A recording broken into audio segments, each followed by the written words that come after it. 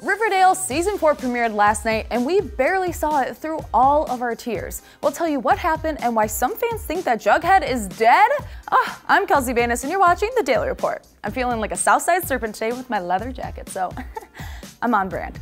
After a long summer, we finally got the premiere of Riverdale last night, and there was not a dry eye in the house, or probably the world. Last March, actor Luke Perry, who played Fred Andrews, tragically passed away after a massive stroke.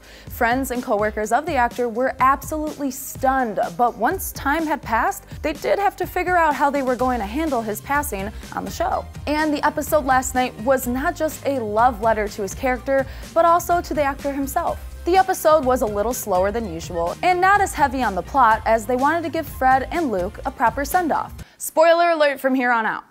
On the show, Archie was alerted that his father had passed after a hit and run. Fred, the always noble gentleman, had stopped on the side of the road to help a woman when he was struck by a vehicle. In the process, he also managed to save the woman's life, pushing her out of the way of the car. After going to identify the body, Archie learns that the man who had committed the act turned himself in and is out on bail. Archie goes to confront him, only to find out that the man was covering for his teenage son who had committed the crime while driving without a license. This makes Archie pause because he was about to attack a man who was trying to protect his son, and honestly, Fred would have done the same thing for Archie. Once they are ready to transport the body from the funeral home in another town back to Riverdale, Archie is offered a police escort, and on the way, he is met with a parade of love as the entire town waits along the streets to welcome Archie and Fred home. We see how every single character, no matter where they are, is affected by his passing, while Jughead writes Fred's obituary and we hear it in voiceover. It was truly a touching episode,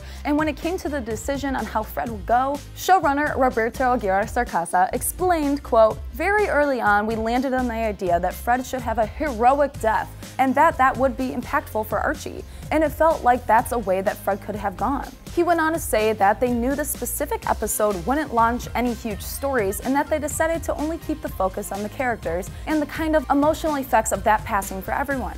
We are definitely glad they took the time to honor Luke Perry, and it seems that next week we'll be back to our normally insane Riverdale episodes, which is good because the finale left us with a ton of questions, like why were they all standing around a bonfire in their underwear covered in blood?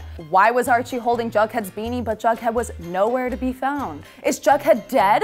Unless Jughead killed someone and they are covering for him? That's the basis for one Reddit theory that argues Jughead kills Charles, the FBI agent, which would explain why Betty is the one giving orders during that scene. She's covering for her boyfriend. They also point out Betty has the most blood on her hands, so she could be the driving force behind the murder.